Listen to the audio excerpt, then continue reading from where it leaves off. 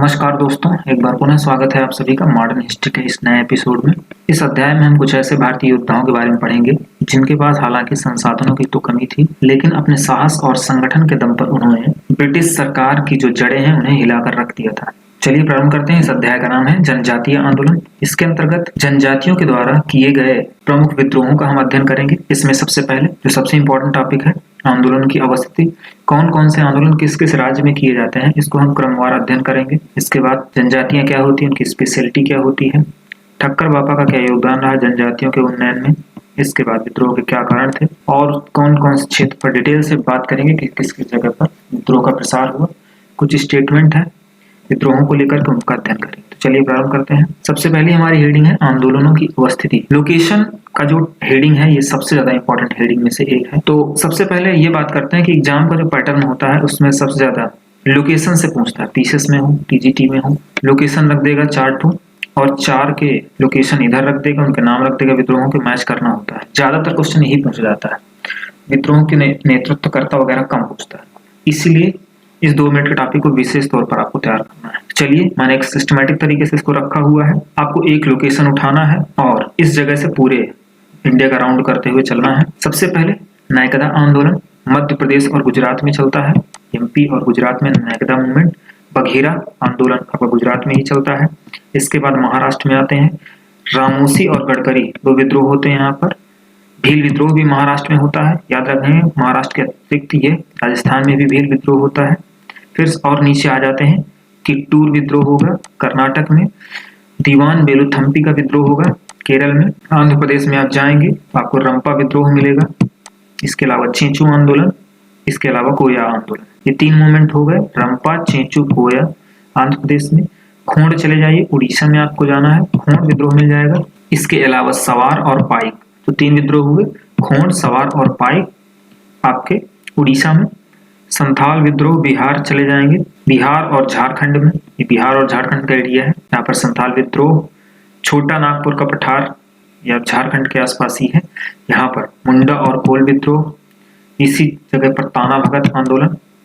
बंगाल में जाएंगे आप, ये पूरा एरिया है, यहाँ पर चुआर या भूमिन विद्रोह हुआ। असम में अहोम विद्रोह, खासी विद्रोह, खामती विद्रोह। ये 3 का सेट यहाँ पर तैयार करना है। और मणिपुर चले जाएंगे और त्रिपुरा यहाँ पर आपका है, मणिपुर आपका यहाँ पर। तो मणिपुर और त्रिपुरा में आपका कुकी विद्रोह होता है। तो ये लोकेशन आपने क्लियर की है। इन सारे विद्रोहों का डिटेल से हम अध्ययन आगे करते हैं। जनजातियां क्या होती हैं इन पर डिस्कस करते हैं, क्या स्पेशलिटी होती है उनकी। सबसे पहली बात है, इन जनजातियों में आदिम लक्षण होते हैं। आदिम का मतलब होता है पुराना, यानी इनके जितना भी लक्षण होंगे, चाहे शारीरिक बनावट को ले लीजिए, कोई भी आप ले लीजिए, चाहे बोली हो, भाषा हो, कोई भी चीज, वो सब पुराना होता है। इनमें कुछ नयापन नहीं होता है। विशिष्ट इनके संस्कृति होती है, इनका कल्चर जो होता है स्पेसिफिक होता है।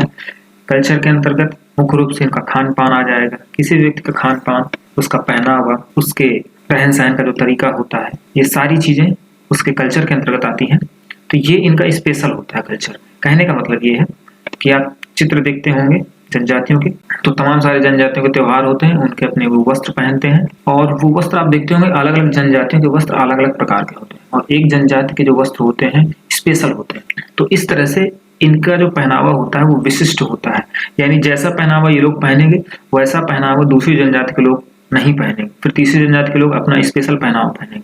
जिस तरह से स्कूलों की यूनिफॉर्म होती है, एक स्कूल की यूनिफॉर्म एक जैसे की होती है, उसी तरह से जनजातियां भी एक ग्रुप में जब होती हैं उनका पहनावा भी विशिष्ट होता है और विशेष प्रकार के वस्त्र धारण करते हैं। तो पहनावा हो, चाहे खान पान हो, चाहे रहन सहन का तरीका हो, चाहे लैंग्वेज हो, ये इनकी स्पेशल होती है। तो ये एक इनका इंपॉर्टेंट पॉइंट होगा। इसके बाद भौगोलिक अलगाव। इसके अंतर्गत आप देखेंगे कि जनजातियां एक विशेष क्षेत्र में निवास करती हैं और ये आम लोगों से जल्दी इंटरेक्ट नहीं करती हैं, उनसे जल्दी मिलने का प्रयास नहीं करती हैं, ये उनसे दूर ही रहना पसंद करती हैं। तो हमेशा ये विशिष्टता है जनजातियों की, एक विशेष भौगोलिक क्षेत्र में रहती हैं, किसी से जल्दी संपर्क नहीं करती। आर्थिक पिछड़ापन, जनजातियों से हमें सीखना चाहिए, मानव को सीखना चाहिए एक विशेष बात, ये अपने जीवन यापन के लिए हमेशा जंगलों पर, प्राकृतिक वस्तुओं पर निर्भर होते हैं और उनका उतना ही दोहन करते हैं जो इनके जीवन के लिए पर्याप्त होता है। उनका संचय नहीं करते हैं, व्यापारी की तरह काम नहीं करते हैं, लेकिन हम लोग ऐसा ही काम करते हैं। हम लोग चीजों को ज्यादा ज्यादा अपने पास रखना चाहते हैं और इस वजह से हम संसाधनों को, जो दूसरे के हक के संसाधन होते हैं, उनको छीनने का प्रयास करते हैं। और इस तरह से हम आर्थिक रूप से तो समृद्ध हो जाते हैं, लेकिन फिर भी हम किसी न किसी का नुकसान कर रहे होते हैं। तो इनका आर्थिक पिछड़ापन क्यों होता है? क्योंकि ये हमेशा इतना चीज का दोहन करना पसंद करते हैं जो इनके पेट के लिए पर्याप्त हो, इनके भोजन के लिए पर्याप्त हो, चीजों को इकट्ठा नहीं करना चाहते। ये इसका कारण है। बाहरी समुदाय के साथ संपर्क करने में संकोच करते हैं, ये हमेशा किसी के ऊपर बिलीव नहीं करते हैं जल्दी, तो अपने एक विशेष क्षेत्र में निवास करना पसंद करते हैं। लेकिन ऐसी कुछ प्रॉब्लम होने लगी थी 19वीं शताब्दी के आसपास कि अंग्रेज हो, महाजन हो, जमींदार, ठेकेदार, ये सारे लोग इनके जंगलों से लाभ प्राप्त करना चाहते थे और इनके मामलों में हस्तक्षेप करना इन्होंने प्रारंभ कर दिया था और यही इनके विद्रोह का सबसे बड़ा कारण था। इसी वजह से इनसे ये लोग ईर्ष्या रखते थे, जनजाति ये लोग बाहरी लोगों से ईर्ष्या रखते थे, प्रयास ये करते थे कि ये हमारे आंतरिक मामलों में इंटरफेयर ना करें और इसलिए इन्होंने इन लोगों के लिए एक नया नाम दिया था, दीकू इनको कहकर पुकारते थे लोग। अगले टॉपिक में हम ठक्कर बापा का अध्ययन करेंगे। जिस तरह से अनुसूचित जातियों के उत्थान के लिए भीमराव अंबेडकर का नाम इतिहास में दर्ज है, वैसा ही कुछ काम जनजातियों के उत्थान के लिए अमृतलाल विठल दास ठक्कर जी ने किया था। तो चलिए इनकी कहानी समझते हैं। आदिवासियों को इन्होंने जनजाति नाम दिया था। ये भी प्रश्न बहुत ज्यादा पूछा जा चुका है पीसेस में। इन्होंने कुछ ऐसे काम किए हैं जिस वजह से इन्हें जनजातियों का मसीहा कहा जाता है। गांधी जी ने इनको बापा कहा था, तब से इनको ठक्कर यहाँ से उठाया गया और बापा गांधी जी ने दिया और नया इनका नाम हो गया ठक्कर बापा। प्रश्न आपसे पूछा जाएगा, आदिवासियों को जनजाति नाम किसने दिया है? आपको ऑप्शन मिलेगा ठक्कर बापा। 1922 में इन्होंने भील सेवा मंडल नामक संस्था की स्थापना की जाती है। ये भी प्रश्न बहुत ज्यादा इंपॉर्टेंट है। और इस संस्था को स्थापित करने के बाद इन्होंने भीलों के उत्थान के लिए कुछ काम किए थे। जब देश में संविधान का निर्माण हो रहा था, इन्होंने देश के जितने भी रिमोट एरियाज थे जहाँ पर जाना कठिन था, तो वहां पर जा करके इन्होंने बहुत सारे डेटा को कलेक्ट किया था और कलेक्ट करने के बाद डेटा को प्रस्तुत किया था संविधान सभा के सामने और संविधान सभा ने उन जनजातियों को बाद में शेड्यूल कास्ट और शेड्यूल ट्राइब्स में डिवाइड करके उनके लिए आरक्षण का विशेष प्रावधान किया। इस तरह से ठक्कर बापा का इतिहास में काफी ज्यादा योगदान है जनजातियों के उत्थान के लिए। आगे चलते हैं, क्या कारण थे जिस वजह से जनजाति लोगों ने विद्रोह किया था? सबसे पहली बात है जमींदार और दरोगा गठजोड़ था। जमींदार लगातार इनके आंतरिक मामलों में इंटरफेयर कर रहे थे और जब कोई ये समस्या लेकर के दरोगा के पास जाते थे तो जमींदार दरोगा से मिलजुल करके इनको परेशान कर रहे थे। तो ये सबसे बड़ा कारण था इनकी प्रॉब्लम का। दूसरी बात थी कि नई अदालतें स्थापित हो चुकी थी। इससे पहले लोग पंचायतों में अपने निर्णय करते थे, जो भी मामला होता था वो सभी पंचायतों में हो जाता था। अदालतें अंग्रेज सरकार ने खोल दी थी और सबके लिए एक समान न्याय की व्यवस्था भी कर दी थी। आप अभी भी देखेंगे, गाँव में जाएंगे कि अभी भी जो पिछड़े लोग होते हैं उनको अदालतों के बारे में ज्यादा, प्रक्रिया के बारे में जानकारी नहीं होती। इस बात का फायदा उठाया जाता है, दलालों और वकीलों के द्वारा उनको परेशान किया जाता है। तो सोच सकते हैं कि उस समय जब नई नई चीजें इंट्रोड्यूस हुई थी तो साधारण लोग को तो कितनी प्रॉब्लम होती रही होगी। ये तो भला जनजाति लोग हैं, इनको तो और काका का नॉलेज नहीं है। न्यायिक प्रक्रिया काफी लंबी हुआ करती थी। तो इस तरह से ये अपनी प्रॉब्लम को लिए बैठे रहते थे और परेशान हो जाते थे। एक अगला कारण था भूमि का बाजारीकरण कर दिया गया था। इससे पहले भूमि को बेचा नहीं जाता था, खरीदा भी नहीं जाता था। वो सिर्फ कोई व्यक्ति किसी भी जगह को लेकर के वहां पर खेती कर सकता था। लेकिन अंग्रेजों ने आकर के, कंपनी ने आकर के यहाँ पर भूमि को बाजार की वस्तु घोषित कर दिया था। अब जब लोगों को जमीन बेचने के बदले पैसे मिलने लगे थे तो ज्यादा से ज्यादा जो शक्तिशाली वर्ग था वो ज्यादा से ज्यादा जमीनों को अपने अंडर में करने का प्रयास करने लगा था। यही कारण था कि अब इनको उस जमीन से बेदखल किया गया था और जब बेदखल इनको किया गया था उस जमीन से तो ये परेशान होने लगे। एक अगला रीजन था टैक्स बढ़ा दिए गए थे इनके ऊपर, ज्यादा से ज्यादा टैक्स लिया जा रहा था।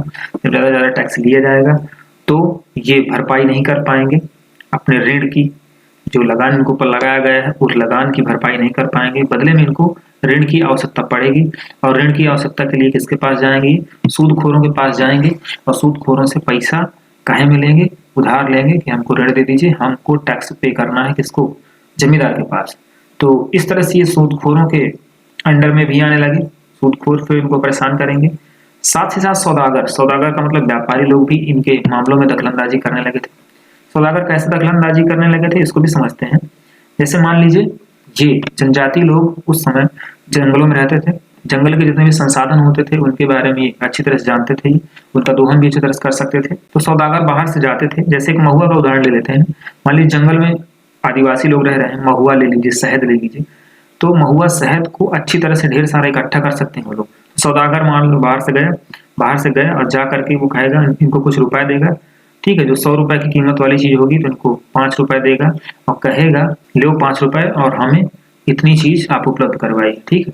तो क्योंकि उनको रुपए की आवश्यकता है जनजातियों को, तो वो पैसे ले लेंगे और अपने उन वस्तुओं को इकट्ठा करके सौदागरों के हाथों में पहुंचा देंगे। धीरे धीरे सौदागरों ने सोचा कि अब इनको हम क्या करें, और कम पैसा दें, ठीक है। तो धीरे धीरे इन्होंने पैसा और कम किया और इस तरह से उनको ऊपर बर्डन लाद दिया कि नहीं आपको करना ही पड़ेगा, जबरदस्ती करने लगे।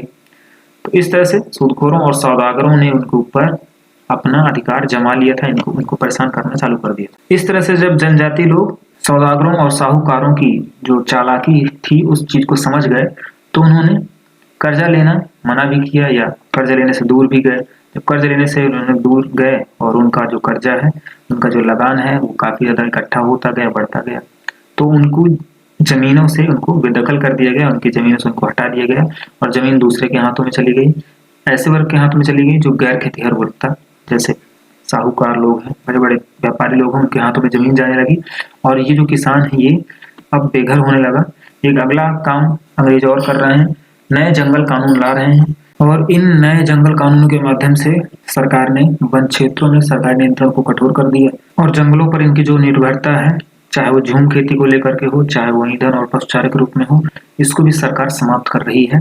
सरकार क्योंकि जंगलों को अपने अधीन करके ज्यादा से ज्यादा जंगलों से लाभ कमाना चाहती है। तो ये भी बहुत बड़ा कारण था। एक अगला कारण है, आदिवासी क्षेत्रों में सरकार लगातार ईसाई मिशनरियों को घुसपैठ करा रही थी। 1813 के चार्टर एक्ट के तहत आपने देखा, पीछे आपको बताया जा चुका है कि भारत में ईसाई मिशनरियों की परमिशन मिल गई थी आने की, तो ईसाई मिशनरी आएंगी, वो इन पिछड़े क्षेत्रों में जा करके वहां के लोगों को धर्मांतरण करने के लिए प्रेरित करेंगे और इसका नतीजा था, आप देखेंगे आज भी मानचित्र उठा करके नॉर्थ ईस्ट में आदिवासियों की जनसंख्या काफी ज्यादा पाई जाती है और उसी जगह पर ईसाई धर्म की भी जनसंख्या काफी ज्यादा पाई जाती है।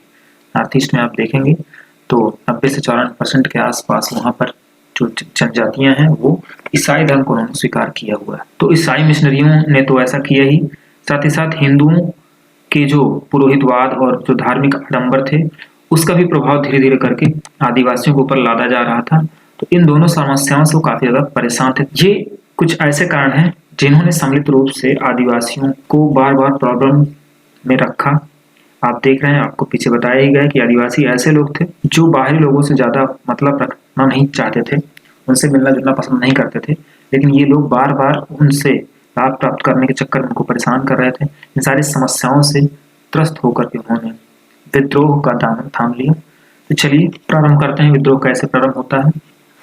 विद्रोह में बहुत शार्ट में मैंने प्रयास किया है, अगर डिटेल करता तो बहुत लंबा हो जाता, तो बहुत ही शार्ट में और फैक्ट पर बात की है।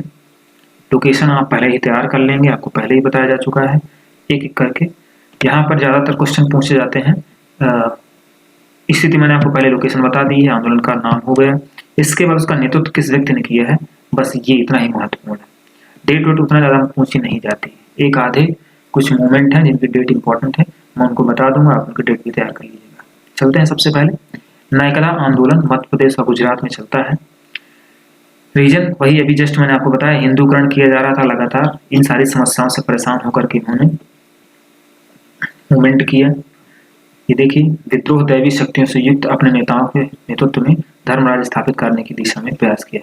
यानी एक दूसरे धर्म के लोग इन्हें परेशान कर रहे थे, तो इन्होंने कहा कि हम क्या करेंगे, अपने धार्मिक नेताओं को आगे करेंगे और आगे आ करके वो अपने धर्मराज की स्थापना करेंगे। ठीक है, तो खास महत्वपूर्ण नहीं है ये कुछ भी पूछा नहीं जाएगा आपसे, सिर्फ ये ध्यान देना कि नायकता मूवमेंट कहाँ पर चलाया गया बस। बघेरा का लोकेशन बहुत ज्यादा पूछा जाता है, गुजरात इसका लोकेशन बहुत ज्यादा पूछता है। तो बघेरा सरदार, इनकी तस्वीर है, टैक्स वसूली की गई, विद्रोह कर देंगे। रामोसी महाराष्ट्र में होगा, महाराष्ट्र के पश्चिमी घाट है, नेता याद कर लीजिएगा, टैक्स बढ़ा देंगे, जबरन वसूली करेंगे, विद्रोह हो जाएगा। गडकरी महाराष्ट्र में होगा, लीडर है, देख लीजिएगा। भील, मैंने आपको महाराष्ट्र और राजस्थान बताया। राजस्थान में इस आंदोलन का नेतृत्व मोतीलाल तेजावत ने किया था, ये भी इंपॉर्टेंट है थोड़ा। एक किट्टूर मूवमेंट है कर्नाटक में, ये रानी चेन्नम्मा है। जिस तरह से सेम टू सेम कहानी महारानी लक्ष्मीबाई की है, वैसे ही कहानी इनकी भी है। इन्होंने भी अपने बेटे को गोद लिया था, यानी दूसरे बच्चे को गोद लिया था, और इसका विरोध सरकार ने जब किया तो इन्होंने भी आंदोलन कर दिया। आपसे प्रश्न पूछा जाएगा कि किट्टूर का विद्रोह किस महिला से संबंधित है, तो रानी चेन्नम्मा संबंधित है। दीवान वेलुथम्बी, मैं आपको विशेष बात बता दूं कि इस अध्याय में कुछ ऐसे भी टॉपिक हमने 2-3 ऐसे भी विद्रोह ले लिए हैं जो जनजातीय लोग नहीं थे, लेकिन वो उनका कोई टॉपिक में किसी टॉपिक में एडजस्ट नहीं हो रहे थे, इसलिए मैंने 2-3 ऐसे विद्रोह भी इसमें शामिल कर लिए। जैसे अभी भी आपको बताया गया पीछे किट्टूर का विद्रोह, ठीक है। तो किट्टूर का विद्रोह एक महिला है, एक रानी है, इनसे जनजाति से कोई संबंध नहीं है। इसी तरह से आपका दीवान वेलुथम्बी भी एक राजा है, एक दीवान है, उनसे भी कोई जनजाति संबंध नहीं है। तो ये बात ध्यान रखेंगे। होता ये है कि वेलिजिली ने सहायक संधि थोप दी थी त्रावणकोर राज्य पर। आपने मैसूर को पढ़ा है, और मैसूर के बगल में त्रावणकोर छोटा सा राज्य था, तो मैसूर को हराने के बाद इसने वेलिजिली ने त्रावणकोर के ऊपर भी सहायक संधि थोप दी। वहां के राजा ने तो स्वीकार कर लिया, ठीक है। और राजा ने स्वीकार करने के बाद राजा के ऊपर ये सीधी सी बात है भारी वित्तीय बोझ डाल देंगे, उनसे पैसा लेंगे कि भैया आपने सहायक संधि स्वीकार की, बदले में पैसा दीजिए। जब ऐसी घटना हुई तो वेलुथम्बी जो वहाँ का दीवान था उसने फिर मना किया कि भैया ऐसा सहायक संधि मत स्वीकार करो, ये आपको बेवकूफ बना रहे हैं। जब ऐसा हुआ तो अंग्रेजों के कहने पर त्रावणकोर के राजा ने क्या किया, इनको उसके पद से हटा दिया। अपने पद से हटने के बाद दीवान ने विद्रोह कर दिया। तो दीवान वेलुथम्बी का विद्रोह केरल में होगा। ये तस्वीर आपके लॉर्ड वेलेस्ली महोदय की है। अगला विद्रोह होता है रंपा, आंध्र प्रदेश में रंपा और कोया विद्रोह। लीडर अल्लूरी सीताराम राजू, जिसे राजू रंपा के नाम से भी जाना जाता है। जंगल के नए कानून लगाए गए। इन कानूनों के माध्यम से ताड़ी निकाली जाती है, एक विशेष प्रकार की शराब बनाई जाती है ताड़ी से, इसको पिया जाता है, मेहमानों को पिलाया जाता है, काफी ज्यादा पॉपुलर है। तो ताड़ी निकालने पर प्रतिबंध सरकार ने लगा दिया, इस वजह से इन्होंने विद्रोह कर दिया। इसी तरह से आबकारी कानून, ये भी वही चीज है, ताड़ी लगाने पर प्रतिबंध लगाया गया, जंगल की वस्तुओं पर रोक लगा दी गई इस्तेमाल करने पर।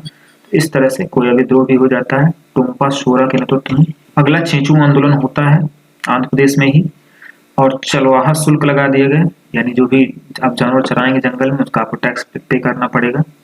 इस तरह से लोगों ने एक नया तरीका अपनाया इस आंदोलन को करने का। उन्होंने क्या किया, बिना शुल्क भुगतान के पशुओं को जंगल में चरने के लिए भेज दिए।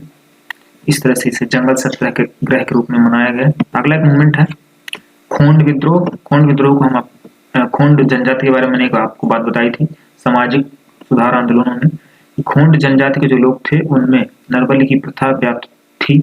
ये लोगों का बलिदान कर देते थे या लोगों की बलि चढ़ा देते थे, किस लिए, सिर्फ अच्छी फसल होने के लिए। नरबली की प्रथा को ये लोग मोरिया कहा जाता था। इस मोरिया को रोकने का प्रयास किया जाता है सरकार के द्वारा प्रयास किया जाएगा। तो ये लोग समझे कि हमारे धर्म के मामलों में ये इंटरफेयर हो रहा है। चक्र बिसोई के नेतृत्व में इन्होंने मूवमेंट कर दिया।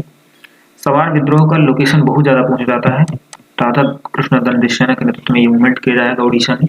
पाइक विद्रोह, बख्शी जगबंधु। पाइक कौन थे, तो पाइक एक स्पेशल प्रकार के या विशेष प्रकार के एक सिपाही हुआ करते थे। इन सिपाहियों को ऐसी जमीन दी गई थी जिसमें इनको टैक्स पे नहीं करना पड़ता था। इनको बदले में सैलरी नहीं मिलती थी, सैलरी के बदले इनको कुछ ऐसी जमीनें दी गई थी जिससे ये टैक्स पे नहीं करना पड़ता था। उसी से होने वाले भोजन या अनाज से अपना पेट पालते थे। लेकिन अंग्रेज सरकार ने इनके ऊपर क्या कर दिया, टैक्स लगा दिए। तो जब टैक्स लगा दिए तो इन्होंने विद्रोह कर दिया। इसी को पाइक विद्रोह के नाम से जाना जाता है। अगला जो सबसे इम्पोर्टेंट विद्रोह है वो संथाल विद्रोह है। जितने भी जनजाति विद्रोह हो रहे हैं उनमें सबसे ज्यादा इंपॉर्टेंस ये रखता है। इसका समय आपके लिए बहुत ही इंपॉर्टेंट है।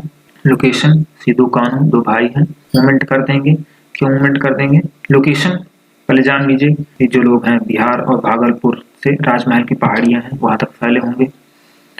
स्थायी बंदोबस्त 1793 में लागू किया जाएगा लॉर्ड कॉर्नवालिस के द्वारा। इनकी जमीनें छीन ली जाएंगी। जब जमीनें छीन ली जाएंगी तो ये भाग करके जाएंगे राजमहल के आसपास के क्षेत्रों में बस जाएंगे। जब राजमहल के आसपास के क्षेत्रों में बस जाएंगे तो वहां पर इन्होंने उस जगह को एक नया नाम दिया, दामने को। ये प्रश्न भी पूछा जाता है, यानी एक जगह से इनको भगाया जाएगा, वहां से छोड़ करके जाएंगे राजमहल की पहाड़ियों में निवास करेंगे। दामने को नाम उस जगह को देंगे, दामने को या दमन को, बहुत इंपॉर्टेंट है। तब हुआ क्या, जब इतना सारा इनके ऊपर इल्जाम हुआ, इन्होंने कोर्ट कचहरी किया। जब कोर्ट कचहरी किया तो इनको इनकी चेहरा को देख करके, इनके शकल को देख करके लोगों ने उस समय अधिकारियों ने इनका मजाक उड़ाया होगा। और इस तरह से सारे लोगों ने मिलकर के गठजोड़ किया, चाहे अधिकारी रहे हों, चाहे पुलिस रही हो, चाहे जमींदार रहे हों, चाहे साहूकार रहे हों, सारे लोगों ने इनके ऊपर बर्बर व्यवहार किया। जब इस सारी समस्या से ये जूझते रहे और इनका जो साहस है वो जवाब दे गए। तो इन दोनों भाइयों के नेतृत्व में इन लोगों ने मिल करके विद्रोह कर दिया।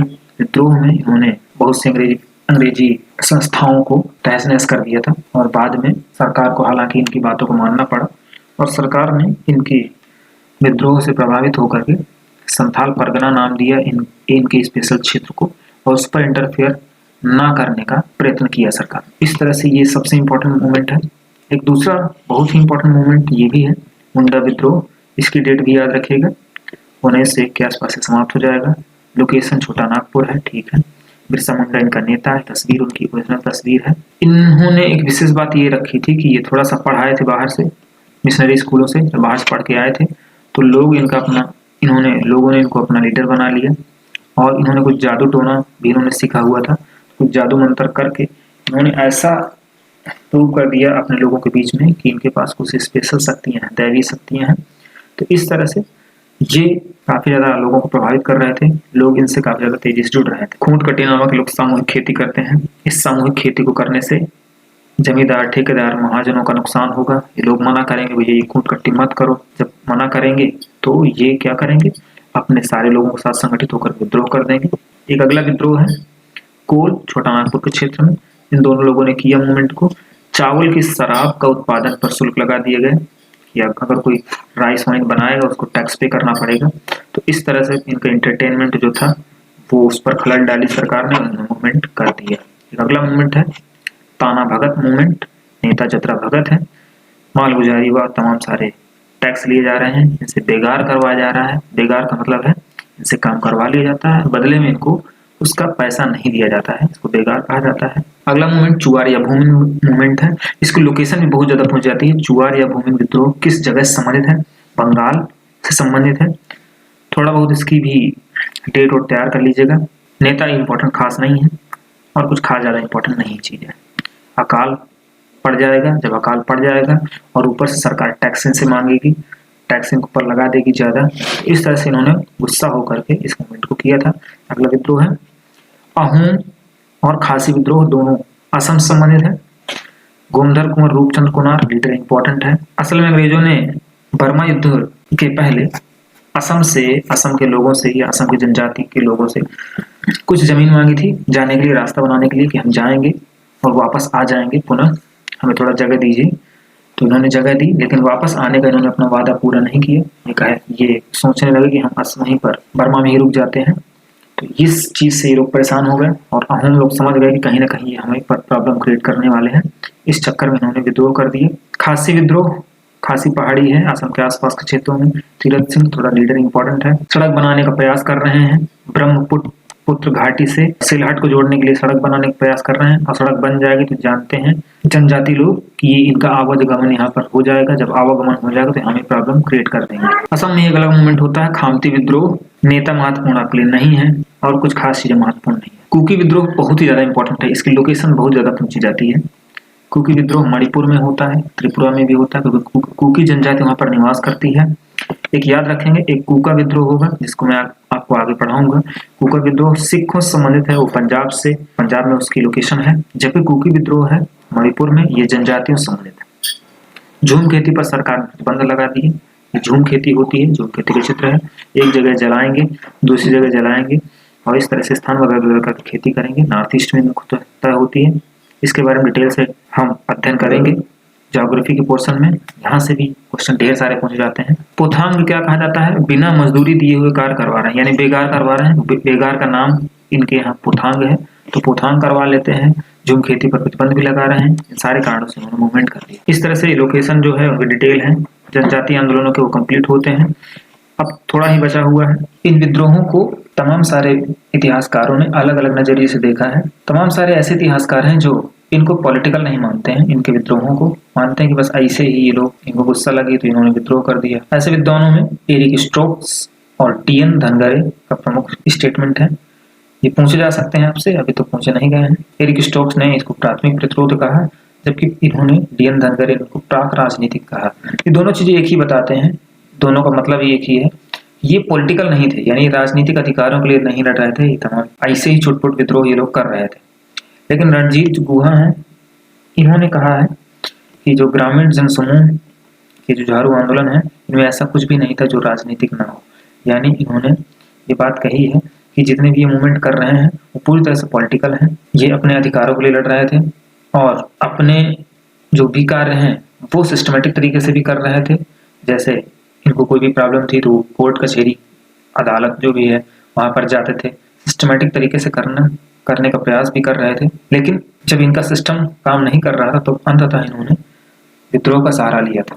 तो इस तरह से रणजीत गुहा के अनुसार हम इनके विद्रोह को प्राक राजनीतिक प्राथमिक विद्रोह नहीं कह सकते हैं, बल्कि पॉलिटिकल रिवोल्ट कह सकते हैं। इस तरह से आपका टॉपिक कंप्लीट होता है। हमारा अगला जो टॉपिक होगा वो किसान आंदोलन का होगा। तो किसान मूवमेंट के अंतर्गत हम इतने मूवमेंट आपको लेकर के आएंगे, इनमें अभी 2-4 और भी बढ़ा सकते हैं। तो चलिए मिलते हैं अगले वीडियो में। नमस्कार।